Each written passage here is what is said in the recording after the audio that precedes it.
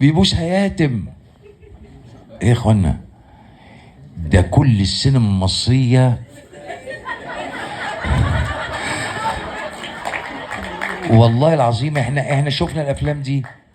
يا ده احنا كنا اعدامنا كل اللي شفناهم بيبوسوا في السينما، كان فيها بوس وفيها احضان وفيها حاجات تانية. انا الفيلم الوحيد وما بوستهاش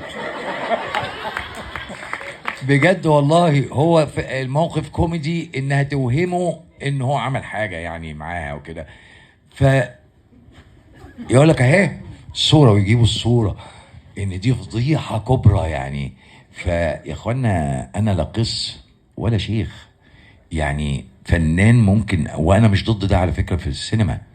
هند رستم الفنانه العظيمه وشاديه وفاتن حمام كلهم دول اتباسوا والله، اتباسوا. وعلى فكرة احنا كنا بنتضايق من الموجة اللي حصلت في السينما اللي هي افلام المقاولات اللي قامت على ده. يعني الفيلم ما فيهوش غير ده. ايوه اتكلم صح.